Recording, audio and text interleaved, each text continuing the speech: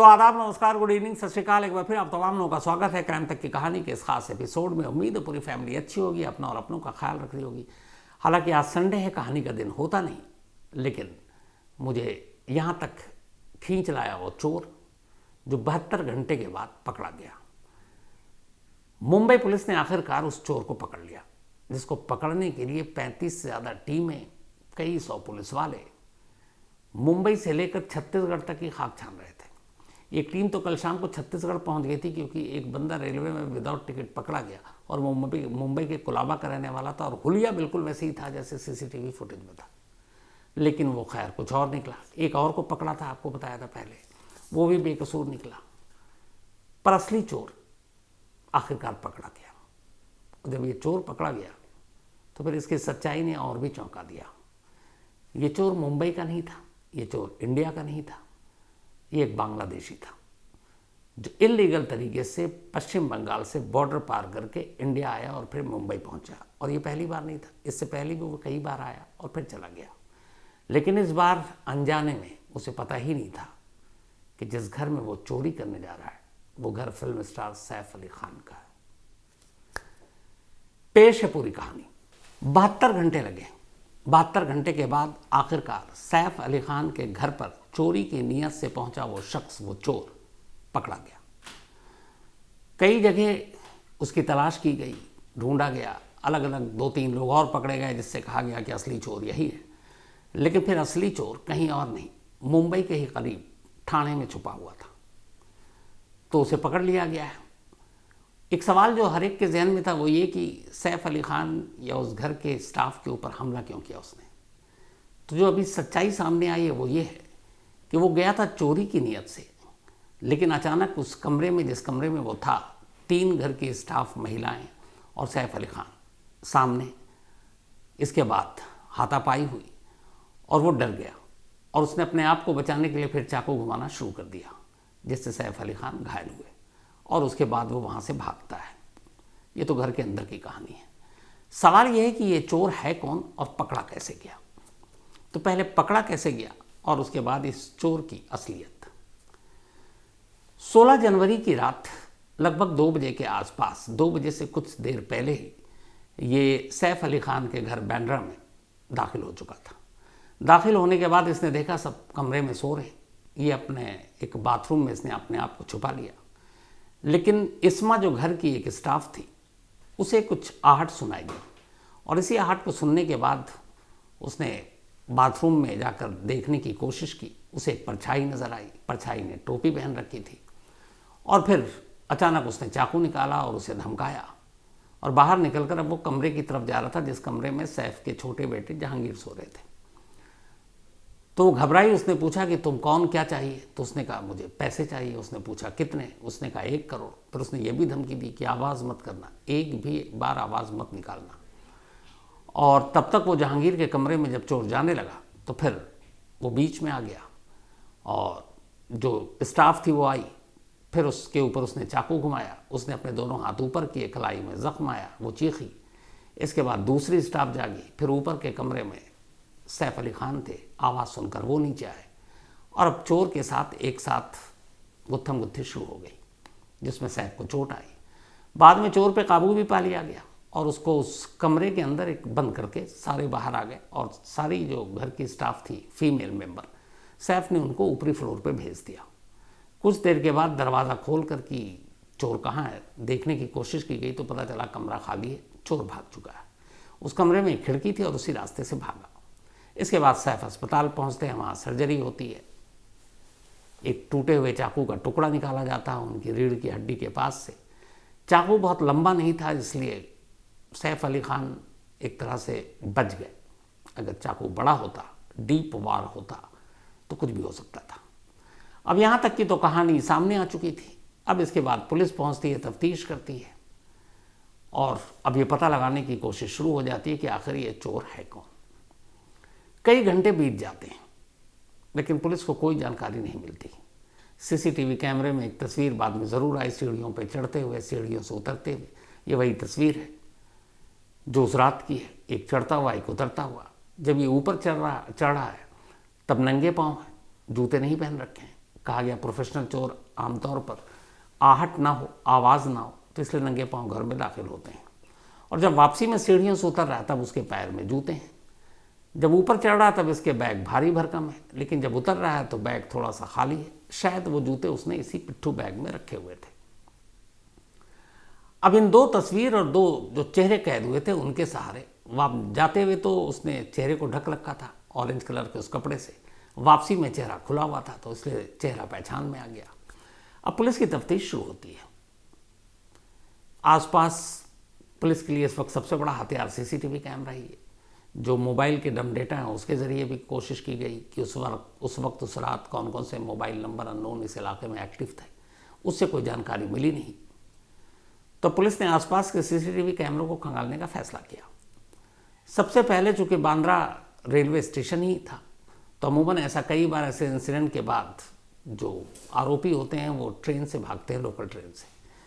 तो मुंबई पुलिस की एक टीम जो crime branch unit 9 senior inspector Daya Nayak, इसके अलावा जो डीसीपी दीक्षित गेदम और जो एडिशनल कमिश्नर परमजीत सिंह दहिया, इनकी अगुवाई में ये टीम अब उस चोर की तलाश में लगती है।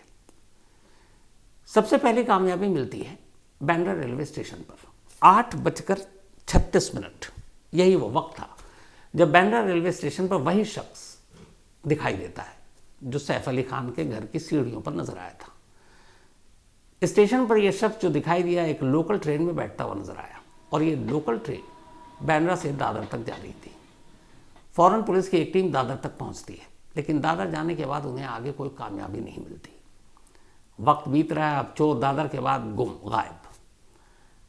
अब इसके बाद पुलिस एक नया तरीका अपनाती है, फेस रिकग्निशन, यानी एक ऐसी तकनीक जिसके जरिए इस स्टेशन पर उससे मिलता जुलता और कौन सा हुलिया किस किस स्टेशन पर देखा गया उसको पहचानने की कोशिश की जाती है इसी फेस रिकग्निशन टेक्नोलॉजी के जरिए।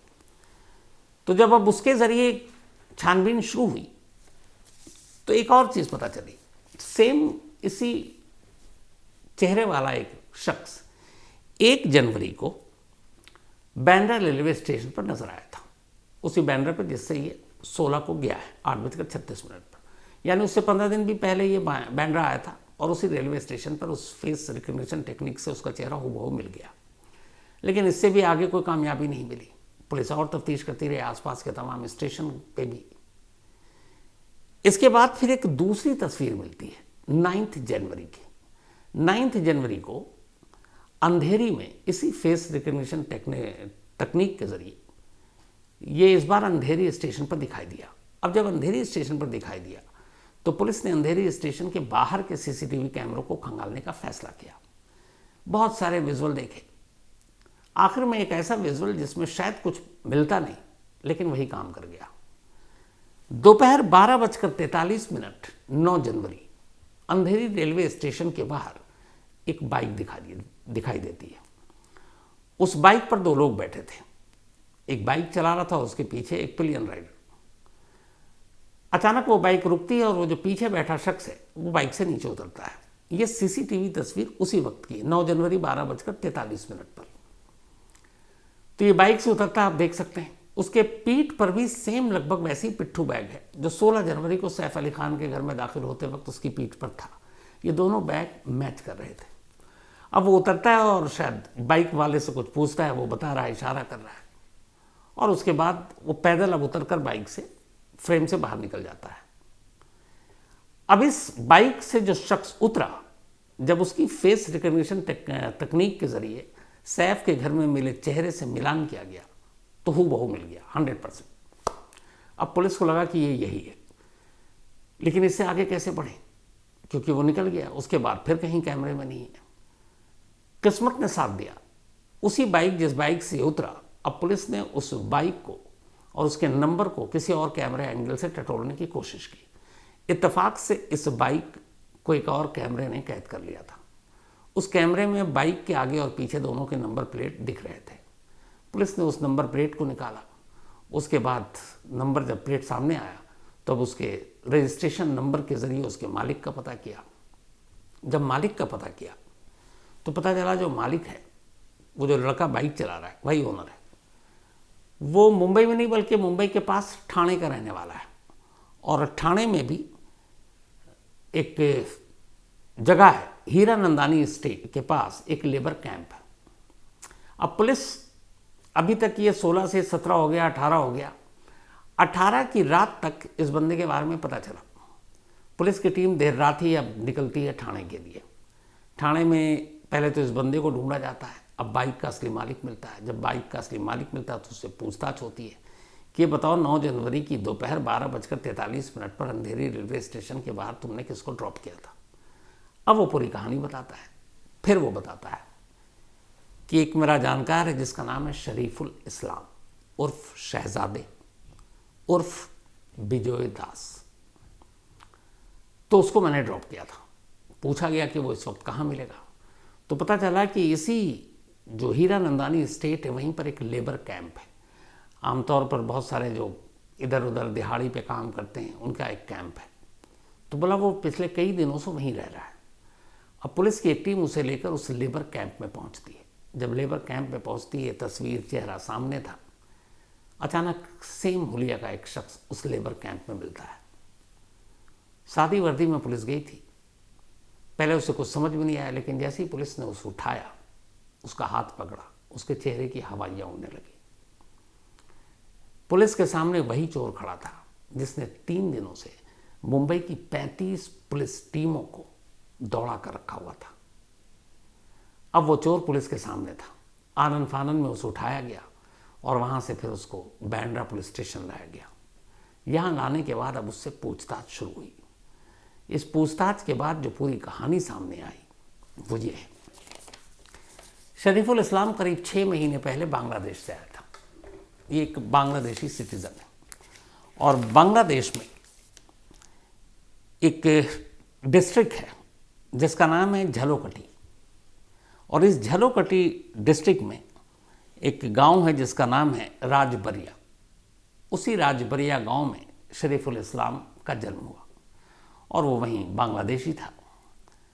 उसके बाद वो बीच में कई बार बॉर्डर पार करके पश्चिम बंगाल से भारत में दाखिल हुआ, आया, कुछ काम किया और फिर वापस बांग्लादेश चला गया। आखिरी बार 6 महीने पहले वो फिर आया। 6 महीने पहले आने के बाद वो वेस्ट बंगाल से मुंबई पहुंचा।